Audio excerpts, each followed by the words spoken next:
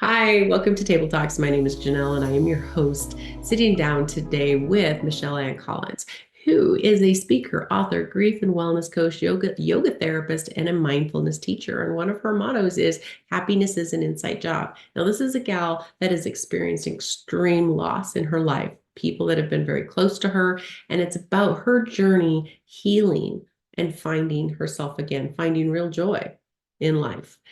She's sharing resources with us on how to, that you can, as an audience, we can go to her website and get and see how she's supporting and what she's offering there. And she's offering things that she does, but also resources that she's also connected to herself to support herself. That's there for you as well. It's huge. So I'm glad you're here. If you've experienced loss or you know anyone that has experienced loss and they're navigating this right now, and then please share the link to this video, bring them to this video to watch and sit down with Michelle as she shares this loving support. It's huge. And we need that. We need this kind of support. So glad you're here. So go grab your cup of coffee and your tea, and let's join this conversation with Michelle.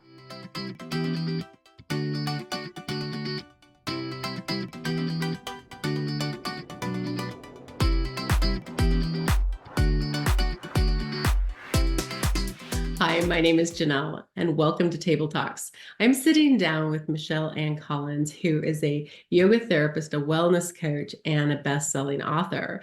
Matter of fact, you've got two books I'm really intrigued by. It's a topic that is so important to support, and I'm going to call it the way that really is going to help people shift through the trauma of loss. Huge. So suicide loss, surviving spouses or partners of suicide, and also suicide loss, supporting a survivor. Wow, huge, huge. And you're getting ready to put that into the audio Yep. version. Yeah, I'm in the Woo-hoo. studio now, so working through that. It's a project in itself. But Yeah. I know so many people take in books by listening, on their commutes or on their walks, and so I want to make that available to people. And this is close to home for you. This is a part of your personal journey work. And I know in a few of your books, you're sharing your story with your community and helping them as you've learned a lot of your material, not only what you've studied, but also from your own life experience and how you've helped heal yourself. You've transformed your own trauma into growth and resilience and being resilient, to use your words, to be resilient to change. That's amazing. So, just to give our audience and introduce those that haven't met you yet, where, as much as you feel comfortable with now, a little bit about your background. What brought you into speaking about loss and really shifting trauma into resilience? Well, thank you for that question, Janelle, and thanks for having me on your show. I have been through some very difficult times in my life. I've also been through some really wonderful times. It hasn't all been hard, but I started learning really deeply about loss when I lost my mom to cancer in 2007. She had leukemia and had a 3.5 year battle. It was pretty tremendous. And um, at that time, I had a pretty, you know, uh, new relationship, let's say, with loss. I was really living sort of a charmed life, and so it was trial by fire. I had just getting out of bed every day. I had three little kids and a husband to take care of, and my dad. And it was a really, really difficult time emotionally for me, but I didn't even have time to tend to my emotions. So eventually, I fell apart, and I got really sick, and towards the end of her life, really emotionally and physically, very, very depleted. And after she died, I found myself in a very unhealthy predicament, having, all of the things I needed to take care of. And so I started learning about resilience. I was already a yoga therapist at the time. Or no, I'm sorry, that was before. I was doing yoga regularly, and I noticed that during that time, I was very helped by my yoga practice. Sometimes the only time I didn't feel terrible was when I was doing yoga. So during my recovery from losing my mom, noticing this, I realized there must be some magic here, right? That even though it's only 2 or 3 hours a week that I was going to the studio and doing and practicing yoga, I wanted to learn more about that. And that's when I studied yoga therapy. Meanwhile, I went through a divorce, which was also very difficult and traumatic, and then got remarried just a little over a year later to a man that was just I loved so deeply. We had one of these just, like magnetic relationships Mhm. where a week after we met, he started asking me to marry him. I mean, it was a whirlwind. And we did get married about 3 months after we met. And then less than 2 years later, he died by suicide. So I once again went through this spiral. This was when my mom died. I thought, well, that's the most traumatic thing I'll ever go through. That's the most horrible thing I'll ever go through, because no matter what else happens, I have learned how to practice. I've learned resilience practices, and I've learned about what grief does to the brain. There's actually a new book that just came out last year or the year before, called The Grieving Brain. It's a really interesting book if you like to geek out on science, which I do. Um, Does it but I break had down learned. like the chemical effects of grief and what's happening? And it probably Yeah, explains a lot of whys, because when we go through grief, we feel, but when we get explanation, it doesn't make it this mystery. exactly right. Which is why I was so drawn to educating myself about what was happening, and why all of a sudden life was so hard. Yeah. And I also developed some really terrible habits after Glenn died. Just trying to soothe my suffering with drugs and alcohol, and making really poor health decisions. So come to find out, that makes grieving worse and that makes trauma more extensive. So once I started with a trauma therapist and learning about these things, and kind of matching what I was learning in my trauma therapy to what I was learning in through yoga therapy, mindfulness, all of these different practices, and realizing how important it is to be embodied, to be mindful, and to be aware, not just live your life, but be aware of the fact that you're living your life. And these were all of the things that I had to learn to get through this really difficult time. And once I was through it, not that you ever get done grieving, and I did develop PTSD after Glenn died. I don't know that I will ever be able to say I don't have PTSD, but I've learned to manage it. I've learned to live with grief and with trauma, and still be able to find joy and live a fulfilling life. And once I got to that point, and I'm a writer, I've always been a writer, I started writing about my experiences and realized that I can help other people who go through these difficult times. And it really started to give my life purpose, which is one of the most important things as far as recovering from grief and trauma, is finding meaning. That's actually the official sixth stage of grief now. David Kessler wrote a book called Finding Meaning, probably 2019, I think it came out, after he lost his adult son, to a sudden death. And David Kessler worked with Elizabeth Kubler-Ross to modify the 5 stages of dying to 5 stages of grieving. And then he added the sixth stage after she was already gone, but it's official now. And finding meaning, it really makes a very big difference. And finding meaning doesn't mean you have to do what I do. You don't have to be a speaker and moderate grief groups and write books. It could mean just finding meaning in the memory of your loved one through, if they loved, say, a certain artist, maybe listening to that music or observing those, whatever artistic thing that your loved one appreciated. Mm-hmm. But when I found out that I was able to be helpful to people that are going through what I had been through, I really found that was gratifying. And so I expanded my yoga therapy practice into, and my wellness coaching practice into grief and trauma recovery, and wrote and published those two books on suicide loss recovery. And it's been, at the time when I was writing the books, I was thinking, well, if I can just help one person with Mm-hmm. one practice in these books, I will feel fulfilled. But I've gotten a lot of really great feedback that there's people out there I'm helping. So Yes, it's been good. indeed. And loss is hard. Loss rocks our world, doesn't it? The things that we felt were normal, that's no longer there. So everything's upheaval.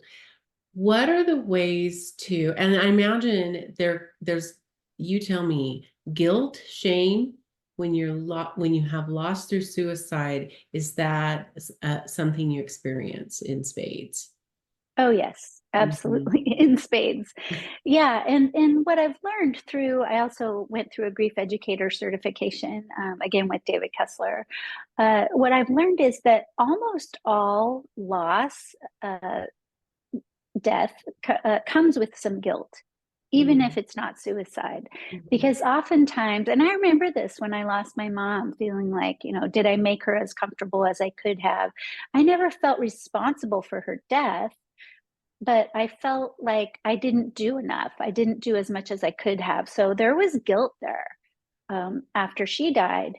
And then after Glenn died by suicide, yeah, it's especially strong, the guilt and the shame. The shame because suicide is so stigmatized and Mhm. everybody's looking around to blame somebody. Mhm. And the people that are left after a suicide loss can be so devastated that they all get mean to each other, Mhm. which is why I wrote the supporting a survivor of suicide loss book. When you are hurting, hurt people, Yeah. right? So when you have a group of people grieving the same loss, and especially a traumatic sudden loss like suicide, no one's really at their best, right? No one's really going, oh, what can I do to support you? Everyone's angry, everyone's scared, everyone's feeling guilty, Mhm. and shame is, all around. Some people who've lost someone to suicide won't even say the word suicide Mhm. because of the shame. And so it's really, yeah, it is a next level death when it's suicide, because you're always thinking to yourself or saying out loud, what could I have done to prevent Yeah. this? And Mhm. it wasn't until I went through my grief educator course, which was, um, 6 years after Glenn died, that I really was able to completely release myself of the guilt and shame that I was feeling. And it was all about the education and the distance. Mhm. It needed some years for me to get to that point. And we're trying to understand why, aren't we? Is that part of it? We're Oh trying yeah. to understand the why. The unanswerable why. Mhm. And what I've learned through all of this is that even if you got a why, you never actually know if that's the true why, and none of it matters. The why doesn't release you from the pain or the guilt. So letting go of the why is actually something I've written about. I think that may be the title of a section in my book. Nice. Because you think if you have that why, it will give you some peace. It will Mhm. give you something to cling on to, and it doesn't. Okay, that's valuable because our brain needs to know. It thinks it needs to know why. We can look at so many areas of our life and we need to know Mm-hmm. why. It's connected to how. Mm-hmm. How am I Yeah. going to, or how is that going to happen? Or how can I make it happen? But why and how seem to be connected. We need to know why. It's so important to know. That doesn't solve it for us. So what It shifts doesn't it? relieve the pain. It Yeah. doesn't. But I do want to say, so I also have a certification in grief yoga, because Okay. I always need to be certified in everything, right? And one of the things that is a very common practice in grief yoga is called the why. And grief yoga is a way to move feelings through your body, to move emotions through your body. Emotions are energy in motion, and we get sick when they get stuck in our body. That's one of the ways to really process your grief, is to move your body. So we in the grief yoga, we go, why? And you do this for a minute or two. Why? And you yell. And it is so profound and cathartic. I mean, tears and shakes. And then when you're done, you just feel, and you realize, why? Well, I don't know, but I sure feel better.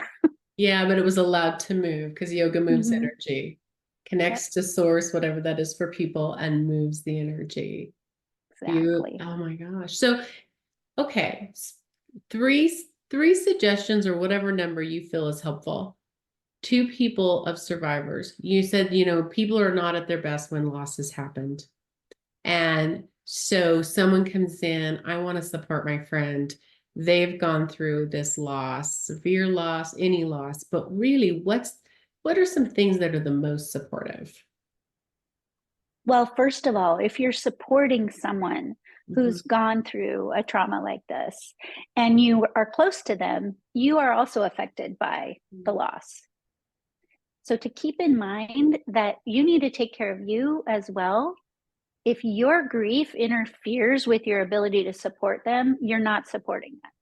If you go over to their house and you fall apart, I can't believe he's gone. I'm so, that's not supportive to the person who is the primary mourner, which is usually, the spouse, the parent, the child, So what you need to do as a supporter is make sure you are getting taken care of. Number one, take care of yourself. Make sure you actually have the energy and the emotional bandwidth to go over and sit with this person in their suffering. Because if that's what you want to do and you can't, you're actually causing them more grief. If you go over and grieve and then they have to turn around and try to support you, that's not what you're trying to do as far as helping them. So make sure you are getting yourself taken care of. You're doing all the things that you're hoping you can do for them. You're getting your rest, you're eating a nutritious food, you're getting out in nature. You're being compassionate with yourself when you feel like, I can't go over there today. I cannot be around that one more hour. Then don't. Take some time off to refuel so that you can be fully present for the person that you're trying to support. Hopefully they have a village. You need one. You may need a therapist. Therapists, and I talk about this in my books, it's really, really important to have a neutral third party to support you. This therapist did not go through this loss. This therapist has no opinion about this person, and they aren't grieving. So if you have someone who's fully there for you, whether you're the survivor or the supporter of the survivor, it can help refuel your tank. So that's kind of two, right? Take care of yourself, get a therapist. And then the third one that I usually like to bring up first is self-compassion. If there's anything you don't have to do, don't do it. And if you're feeling like, oh, I am just doing this wrong, there's no wrong in grief. There's no way to do it wrong. Just take care of yourself. And if today is a day when you need to stay in bed and cry, I call those wet days, or say you're at the grocery store. It's so funny how many people that I've worked with in grief who talk about their first trip to the grocery store or their first day back at work. You are in this just incredibly different world after the sudden loss of a loved one. And then you leave the house where people hopefully are coming and hugging and bringing food and taking care of you. And you go to the grocery store or back to work where normal people are doing normal things. And there's certain behavior expectations, right? You should be able to get through the grocery store, pick out your items, put them in your cart, go to the checkout line, hand them your credit card or Palm Pay or, Apple Pay, however you do it. Well, just those basics when you're in grief or trauma are nearly impossible. Making a decision like what kind of lettuce to buy, it can be overwhelming. And so you'll see people standing in the produce aisle sobbing. And then, the people who are in the grief are so embarrassed that they can't make it to the grocery store. So, you know what? We have so many online grocery delivery options now. Just do that. You don't have to face the grocery store yet, or ask a friend to do your shopping for you. It really can be incredibly difficult to go into a real life situation soon after a loss. Mm-hmm. One of the best gifts I got after Glenn died was, and this was in 2016. So online grocery shopping was not what it is now, after we've gone through COVID. But this one friend of mine gave me a gift certificate to Instacart, which I'd never even heard of before. I'd never shopped for groceries online before. And it saved me time and time again because I could actually order groceries from my bed. So yeah, just be kind to yourself. And if today's a wet day, do everything you can to just be able to cry. Go to the bathroom if you get stuck in the grocery store. It's okay. Yeah.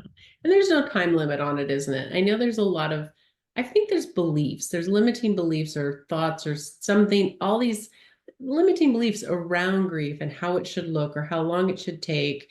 And even if we don't think they're in us, I think they are. I think we don't see them until maybe we're in it ourselves. But it should only take so long. It should be whatever the different rules could be. I'm supposed to be able to go to the grocery store. Come on, I'm an adult.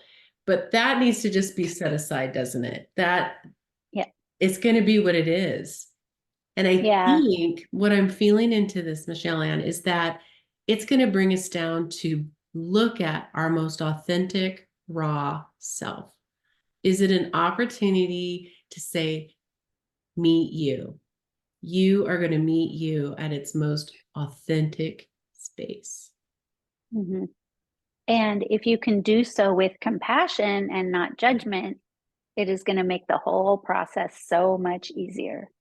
Yeah. I used to be so hard on myself because Glenn's estate was very complicated to manage. He had, an ex-wife, he had 3 kids, he owned his own home, which I had to sell as the estate manager. Imagine going through the sale of a house. It's a complicated, difficult procedure on your best day. And going through that in trauma and trying to figure out all the bank accounts. And he was retired military and working for the federal government for Homeland Security. Wow. I mean, the complications of just trying to get a hold of the departments I needed to notify. And I mean, it was, and I talk about this in my books about how it feels like you're carrying like this backpack full of lead or full of rocks. Everything that might on your best day be sort of an easy decision, what kind of lettuce to buy or which department am I supposed to call today, is nearly impossible because you have this just grief brain is what it's referred to, where it's just really, really hard to make a decision. Mm-hmm. So if I had been easier on myself about that and not, strike 1 is I have this very complicated estate to manage. Strike 2 is I'm picking on myself for not being able to do things like manage the estate. So that made it so much harder. So self-compassion. So, and knowing that these things, that's why I think that, what was the name of the book where it talked about the brain chemistry during grief? Oh, The Grieving Brain. The grieving brain, why that would be so valuable, because your hormones are going to change. That much stress is going to affect your digestion and is going to affect the hormone balance in your brain, the whole inner communication and our heart, because our heart is carrying that energy, carrying that weight, that loss, and all of those components physically talk to each other and energetically communicate with each other. So yes, it's going to be, the signals are going to be all over the map. Yeah. So Everything's connected. Yeah. There's a having reason that, why most people either overeat or can't eat yeah. when they've had a big event like this in their lives. And being forgetful and not being able to think your way through, what you would say is a simple list or whatever, having that understanding that this can be so normal. And then building your team, because you're going to bring on people, like you said, the therapist, go to yoga if it's available to you. Who else can be on your team that are third party members that have got your back, that can help you navigate these things? Are there other really helpful people that we could bring on? Yeah. And one of the blessings of COVID, and most of COVID was not a blessing, but again, back to David Kessler, he started through grief.com an online grief group program called Mm, Tender Hearts. okay. And it is phenomenal. I volunteer, I moderate usually the spouse loss group, but I can do mother loss. I can do suicide. I've got quite a few options. And once a week, they get together and have small groups, and it's online. Mm, So it doesn't matter where you are. There's a very small monthly fee. And then the rest of the week, there's other meetings where you can sometimes talk directly to David, ask him questions. You can listen to lectures. There's a whole learning portal, and that came out of COVID because people couldn't go to their grief groups, and it's growing and growing. It's just a wonderful community, and that's not the only one. There's lots of online communities for grieving people, and there's also in person. You just have to keep looking till you find a place that you feel uh, less uncomfortable. I mean, grieving is not going to be comfortable no matter where you do it, no matter who you do it with. But if you can find a supportive community in which to grieve, it is a huge help. okay, that's so There's so important. many resources out there. Okay, thank you for sharing that. I'm going to move us forward into another topic that you address, and it's go moving from surviving to joy. So, what does surviving? Because I was thinking as I was reading this, I'm like, how much of us are in more of a survival mode than we really realize? So, what can survival look like? Survival is breathing, eating, and sleeping, although sleeping and sometimes gets, pushed to the wayside in the way that our hypervigilant culture is, hyperactive culture is. But yeah, I mean, surviving is really just surviving, just getting through every day. That's it.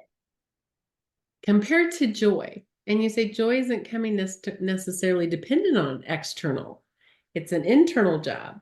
So what do you mean by that? What's that look like? How are you getting there? I love that question. And so this brings me to talk a little bit about Rick Hanson, who is one of the fathers of the positive psychology movement. And also, any faith, any Buddhism, so many of the faiths and religions are about finding your internal connection to something greater than you.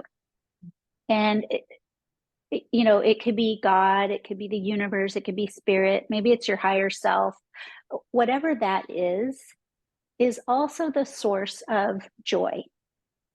And at any moment, when you retrain your brain to focus more on joy and less on stress or everyday sort of negativity, all of a sudden life becomes, not all of a sudden, but with the proper practice, life becomes a joyful event much more often. It's not, I'm not walking around every day all blissed out. I think that would be nice, but that's not, that's not the reality of my life. But I am so much more tuned in to joy, tuned into the things that are joyful. So it's not a matter of, if the weather's not nice, I'm not happy. If my favorite show, is on hiatus, I'm not happy. If the person I want to spend time with doesn't want to spend time with me, I'm not happy. Those things are inconsequential once you get to the point that you realize joy is everywhere. I say on my website, it's internal and eternal. And it's all a matter of mindfully living your life to focus on what brings you joy. And you can actually retrain your brain. I mean, they're doing brain studies that show the connections in your brain and the different matter, the gray matter, growing based on the practices that you do. It's really kind of weird and phenomenal, and like, oh, I can change my brain, and you can. And it just takes practice and reading the right materials and learning it in a way that you can take it in. That's the other thing. Sometimes you read a Rick Hansen book and it's like, what is this? So you have to find the right resource for you. And for me, it was mindfulness practices. It was studying Deepak Chopra, Eckhart Tolle, Michael Singer, Sharon Salzberg, Jack Kornfield, and Rick Hansen, of course, and so many others. But it's just a matter of, and Gary Zukav. That was one of my big ahas. Was I listened to Gary Zukav's book called Seat of the Soul. And it wasn't necessarily about how to be more joyful in your life, but it was a spiritual book, which resonated with me. It may not resonate with other people. And but it's a matter of finding those resources that help you realize life is just so much bigger than our everyday lives, and connecting to that. And you've said it twice, 3 times. It's about connecting, finding your joy, connecting to it. And I agree with you. It's like, how often do we really know what makes us happy? What brings joy? And often we're looking out and beyond ourselves. That makes me happy. That makes me happy. But it's more about sinking down into the heart space and go, well, what makes me happy? And for myself, I have found that if I'm thinking behind, so I'm thinking of past things, it's about being in the now too. Or if my brain likes to be in the future, because I'm always creating things and I love to be in the future. But the downside of that is I'm not connecting in here enough. I'm not in the now enough. And when you were talking about surviving versus really being in joy and feeling and being in that joy, I'm like, oh my goodness, that is speaking to me. I am like, I get in these automatic modes. Like so many of you guys that are jumping on this call, on this conversation with us, you may resonate with that. You just get so much either in the past or the future. You're missing the now. And the now is really where the joy is found and created. Yeah. And I mean, Eckhart Tolle says, there is no suffering in the present moment. Yeah. And the first time I heard that, I called BS on it. I was like, but I'm suffering and it's now, because it was maybe a year after Glenn died and my life was all suffering. But come to study and open up to these mindfulness practices and realize that everything is now. Let me give you an example of a practice, because if this might all seem so esoteric. Here's my example. I have 2 dogs and I walk them twice a day. And if I am on my walk with my dogs, fully there on my walk with my dogs, the trees and the grass and the dogs themselves are just so joyful and maybe even awesome. Like you can spend a little bit of moment, this is going to sound all woo-woo, but take it however.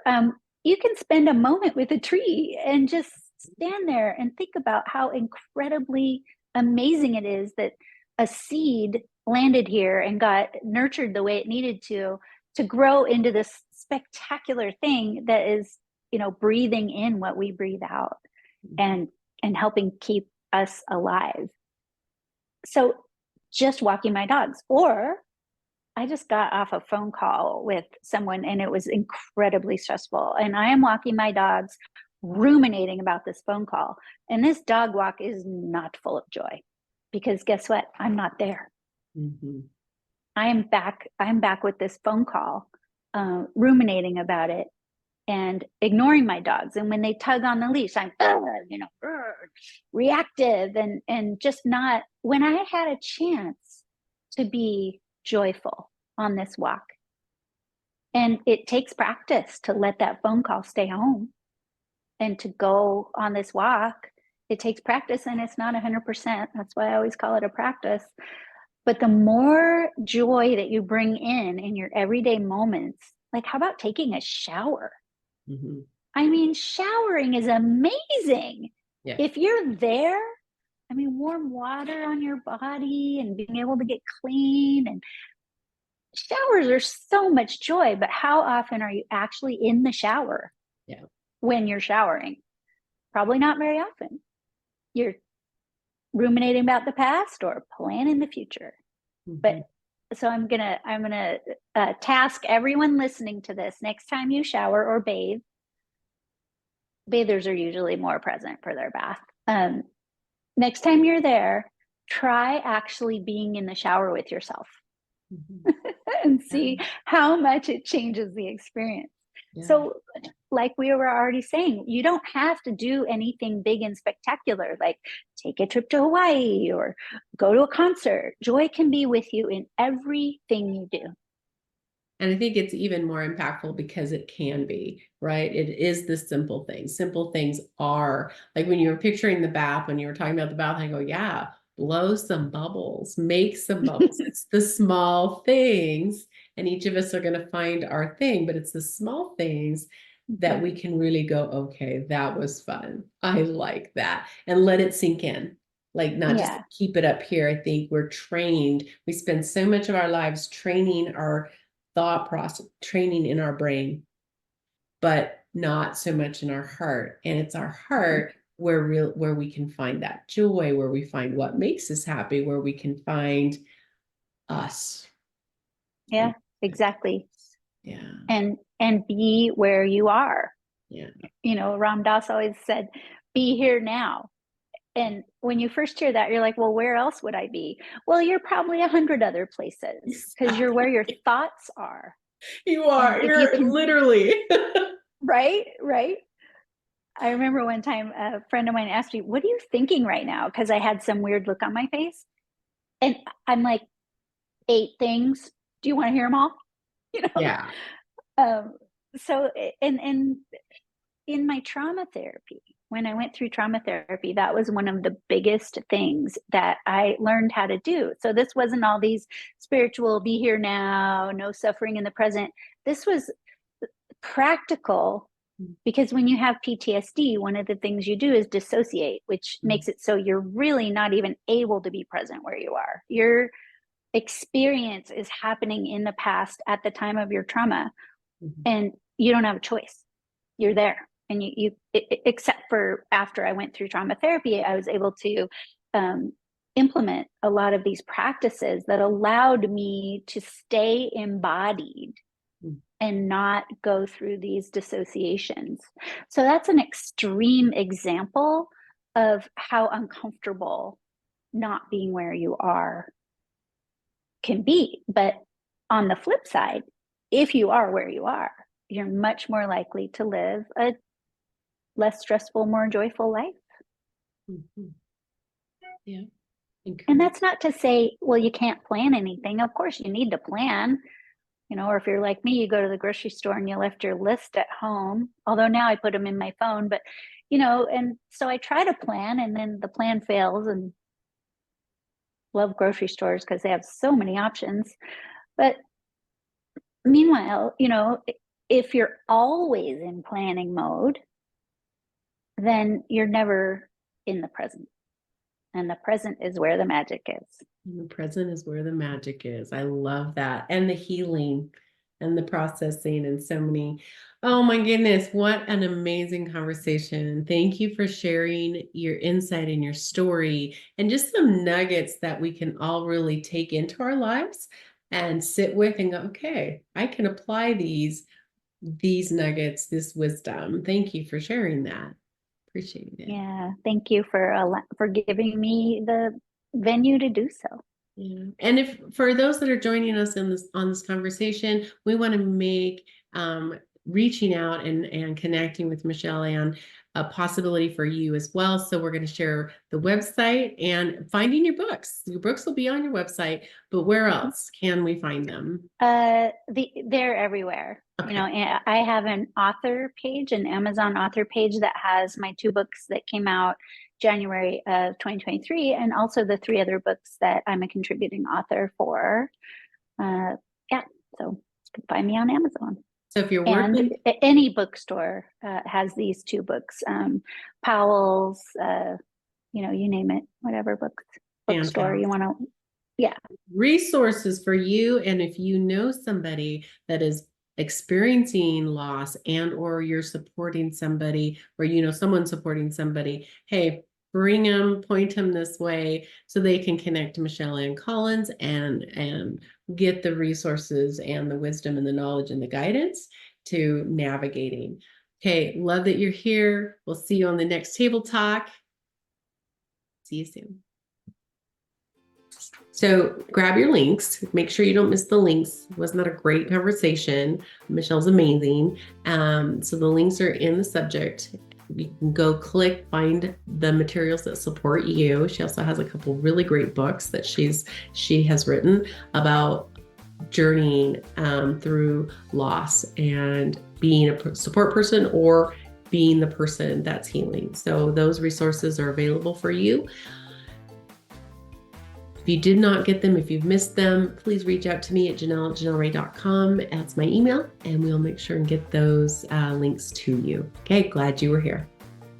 Thank you for being here. And if you like this video and you got value from this video, hit the like, subscribe, and don't forget to click the bell so you get notified that the next one is live. See you at our next Table Talk.